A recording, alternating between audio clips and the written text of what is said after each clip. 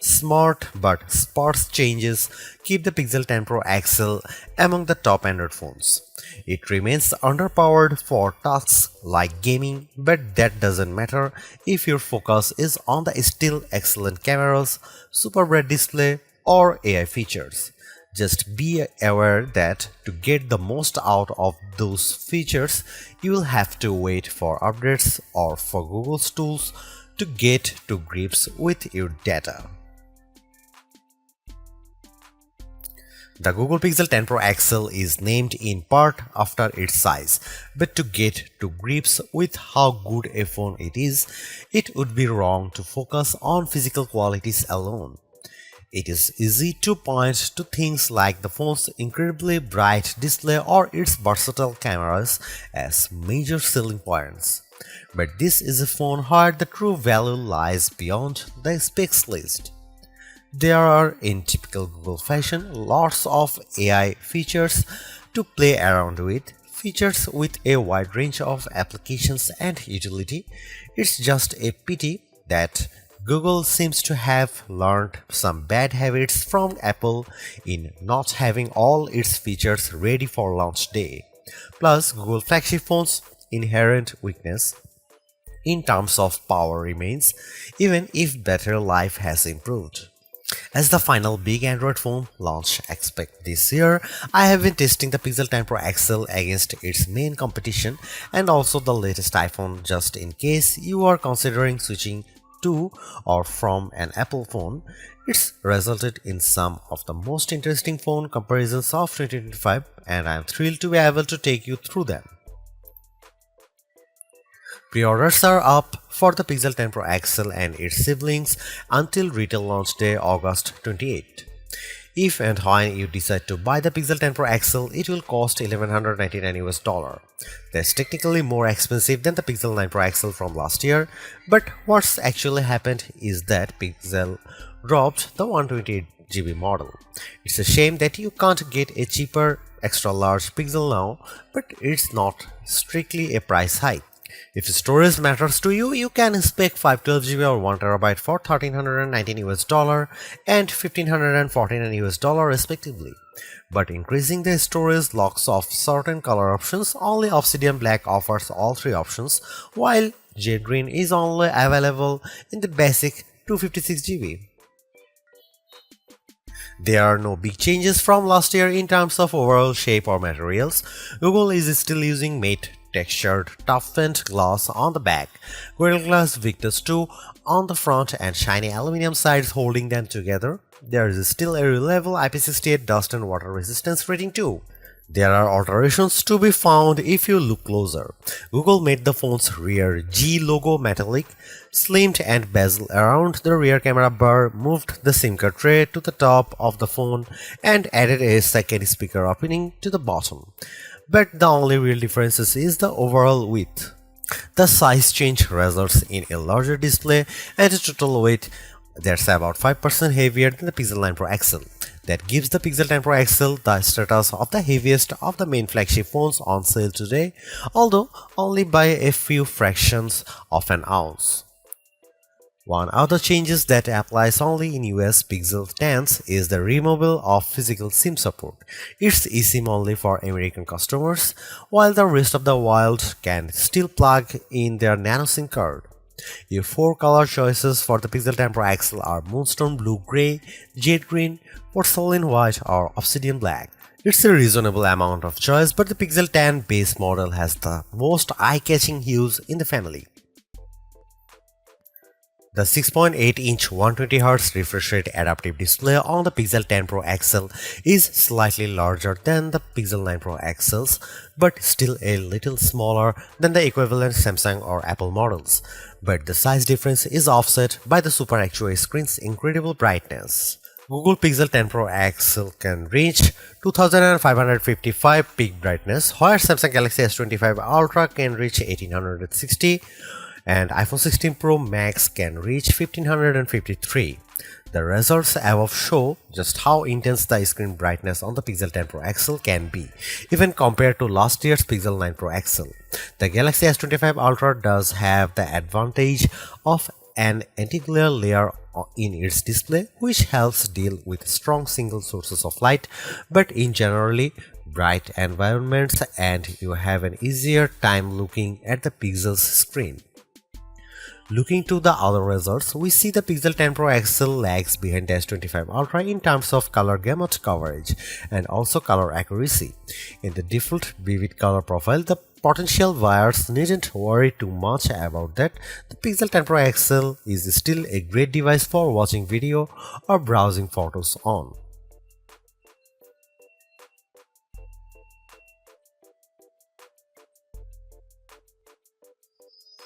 You might be surprised to hear that the Pixel 10 Pro XL's camera are identical to the Pixel 9 Pro XL's, at least on paper.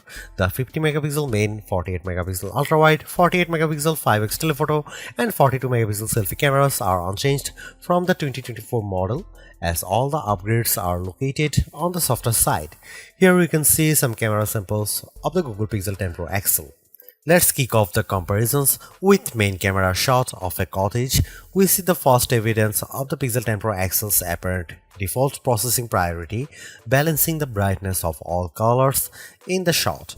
This is perhaps why the Pixel's shot is much warmer, with the Galaxy S25 Ultra's image being cooler and brighter. Against the iPhone 16 Pro Max, the Pixel 10 Pro XL also looks less bright but punches up the colors in return. The trees in the background in this view across a park are much easier to make out in the Google photo. And how does it compare against the outgoing Pixel 9 Pro XL? This photo of disused telephone box shows that the Pixel 10 Pro XL gives slightly stronger colors on the blue end of the spectrum, but is otherwise identical to the Pixel 9 Pro XL's image. In the night mode, with our subject being mini bottle of Henderson's relish, we see the Pixel 10 Pro XL struggle to capture the light compared to the Galaxy S25 Ultra, but the Pixel does have less of a red color caused by the curtains in the room than the S25 Ultra, which could be an advantage in some cases. Switching to the ultra-wide cameras and looking over a small stream in a wood, the Pixel's image pales compared to the S25 Ultra's far brighter shot. This is likely as a result of the Pixel's relatively small sensor not capturing as much light and the post-processing not being able to do enough to compensate. Macro mode also uses the ultra-wide sensor, comparing to the Pixel's effort against of the iPhone 16 Pro Max of a pink flower. The Pixel's shot is darker, again likely because of its small sensor, but the image still has good contrast as we can still make out the detail in the flower's center. The final rear camera on the Pixel we need to look at is the 5x telephoto camera, which I pointed at a breeze over a lake. The Pixel has tried to balance the mix of light and shade in the shot, resulting in an apparent lack of color compared to the S25 Ultra, while the Samsung's shot's richer color of the water is appealing. The breeze is blown out in return. The Pixel 10 Pro XL's telephoto camera offers up to 100x max magnification for the first time, except with the power of ProRes zoom. Images at the level are still legible, albeit potentially inaccurate, but let's start at a less extreme 50x. Zooming in on a milestone's curved lettering, it's already obvious that the Galaxy shot is noisier than the Pixel's, but based on my own observation, the Pixel has over-smoothed the stone, removing some of the texture in an effort to clean up the shot. At 100x, this effect is even more noticeable. A stone that's been sitting outdoors for who knows how long is unlikely to be as smooth as the Pixel's shot would have you believe. But in terms of legibility, while both photos still show the lettering clearly, the Pixel shows them in crisper detail. When exporting the images, the Pixel 10 Pro XL conveniently gives you both your original ProRes zoom shot and the processed version, along some interesting comparisons. For instance, we have here a church window about 1000 feet away from where I was standing as I took the photo. It's an impressively sharp shot, but the pixels processing system seemed to have read the stone bars between the glass as wood, adding a vertical grain effect. While the detail of the brickwork has been impressively recovered, it shows a big limitation of these generative detail enhancing tools. It shows you what's likely to be there rather than what truly is there. Google enhanced some of the camera's associated features, such as making best take active automatically with enough photos and offering 50 megapixel resolution for portrait modes. But the all-new feature, and the one I spent the most time with, was Camera Coach, the new photography teaching tool that's accessible right from the viewfinder. This is currently in preview, so hopefully it powers will multiply in the future, but right now it's more of an interactive forming tool. It will detect what you are pointing the camera at, offer some suggested compositions, and then give you tips on which camera lens to use, where to stand, and how to position the subject. If you can, it's a fun, personalized way to learn. But there are so many more tools in the Pixel 10 Pro XL's toolbox. I hope more options or perhaps an advanced mode appear in future to help guide users to try even more, like switching between vertical and horizontal shots, setting a manual focus, or adjusting exposure.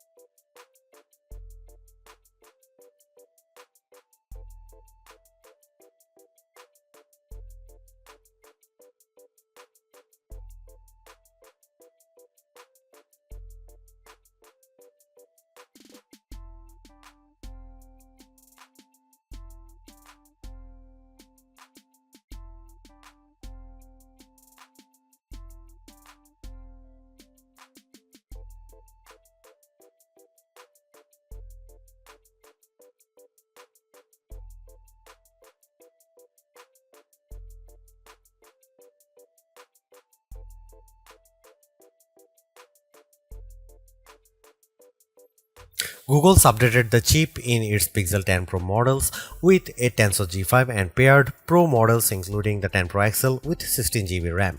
Considering that previous Tensor-powered Pixels have lagged behind in performance, we were curious to see how this update changes things. As the results demonstrate, the Pixel 10 Pro XL is noticeably improved over the Pixel 9 Pro XL, but is still underpowered when looking at the Snapdragon and A series chips that power the Galaxy S25 Ultra and iPhone 16 Pro Max. The Adobe Premiere Rush video test shows this specially. In my general gaming test of playing the graphically intense RPG XR Stress in order to get a consistent 60 FPS frame rate, I had to turn off anti-aliasing, reduce the resolution from ultra to high and environment quality down to average, and even the game would still experience hiccups. Android flagships with Snapdragon 8 Elite can easily handle this game at maximum settings. Now that the 128GB Pixel Pro XL model has been discontinued, the Pixel 10 Pro XL starts with 256 GB storage with the option to up that to 512 GB or 1 TB storage. This should be speedy storage to load and unload thanks to Google using the UFS 4.0 memory standard with 512 GB or 1 TB of storage on a US model. You also get zoned UFS, a feature that supposedly organizes data within your device's storage to improve its efficiency, speed, and the device's lifespan. We are not sure why this is limited to only a 2 out of 3 storage options and only to American customers, but it sounds like a bonus worth having. The 5200 mAh battery in the Pixel 10 Pro XL is the largest Google's ever put in a phone. And fortunately, between the extra capacity and the improved Tensor G5 chip, this results in good battery life gains. The Pixel 10 Pro XL lasted 14 hours and 20 minutes in adaptive display mode in our beta test, which involves constant web browsing over a cell connection. This is almost an hour and a half longer than the Pixel 9 Pro XL achieved, but Google still has catching up to do if it wants to match 17 hours plus that the Galaxy S25 Ultra and iPhone 16 Pro Max clocked. Using the Pixel 10 Pro XL's 45-watt wired charging, we are able to fill the phone from empty to 33% and 63% full after 15 minutes and half an hour charging times respectively. The Galaxy S25 Ultra manages to reach 37% and 71% in the same time frame, although its smaller battery capacity no doubt helps there. We must also highlight the 25-watt wireless charging that the Pixel 10 Pro XL now supports using the new Key 2.2 compatible Pixel Snap accessories. You can also this with MagSafe chargers designed for iPhones too, opening up a huge world of possible add-ons of your Pixel. Google is the first Android smartphone maker to adopt Key 2 fully, and hopefully this heralds wider adoption among Android brands down the line.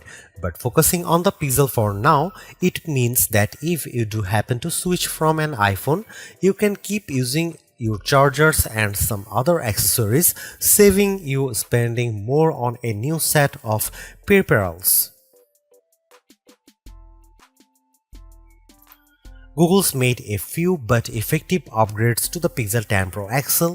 It's a masterclass in efficiency, changing and improving just enough to stay amongst the top of the pack in the most areas. The display's brightness is unmatched, and the camera's ultrawide perhaps aside offer a balanced, natural look that I can see a lot of people liking. It's unfortunate that the Pixel 10 series is still the lowest powered of the flagship phones on sale today and lags behind its main rivals on battery efficiency.